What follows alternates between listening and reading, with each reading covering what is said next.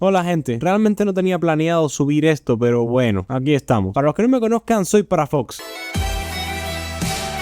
Actualmente estoy subiendo videos a YouTube a un ritmo constante, pero espaciado. Y no lo hago porque sea vago o porque se me agoten las ideas. Es más, actualmente estoy trabajando desesperadamente en 2 videos más, pero se me está haciendo imposible tenerlos listos en el tiempo que estimo. Ustedes no lo saben, pero vivo en Cuba. Y para el que no sepa qué es o dónde está Cuba, es un país de Latinoamérica. Ya eso habla mucho. Pero hoy te quiero contar por lo que estamos atravesando los cubanos ahora mismo y de cómo esta situación me impide trabajar correctamente en mis videos. Empezaré por el tema más leve pero no menos trascendental. Acá el tema del internet siempre ha sido complicado. Cuando era pequeño su restricción era brutal. Allá por el 2015 empezaron a poner wifi en parques, loco, en parques. Por si no te enteras de lo que te digo, era wifi en un parque público donde tenías que comprar cupones o tener una cuenta cargada para poder navegar mediocremente en internet. Por suerte más adelante implementaron los datos móviles y el wifi en el hogar, pero igual ambos son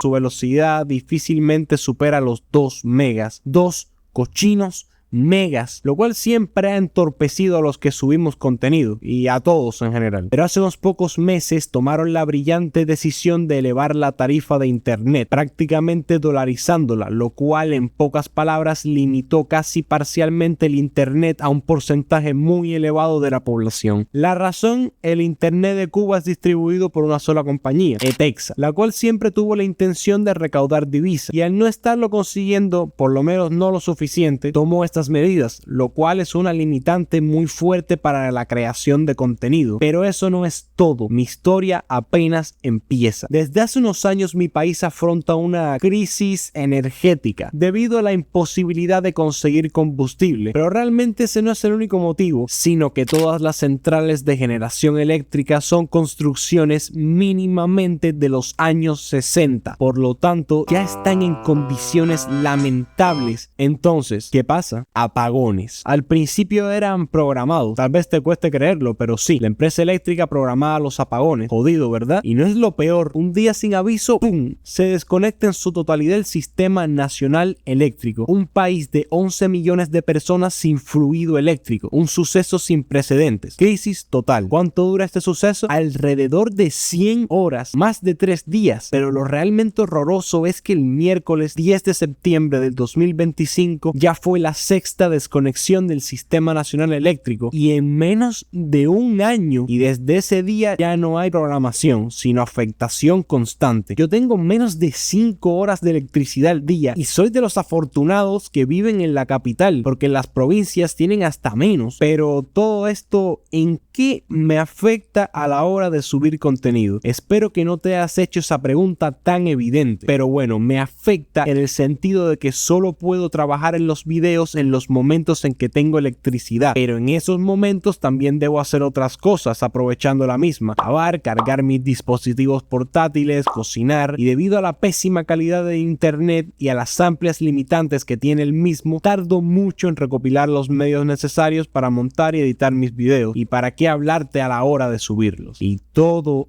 eso. Realmente mi posición en este video es imparcial y meramente informativa. No estoy interesado en meterme en ningún asunto político, aunque es evidente que estoy del lado perjudicado, así que lo demás lo dejo a vuestra interpretación, queridos espectadores. Por favor, ténganme paciencia y mil gracias a los que me han apoyado y siguen aquí. Tranquilos, que aún queda un gran trozo de mí para rato. Un besazo y nos vemos muy pronto.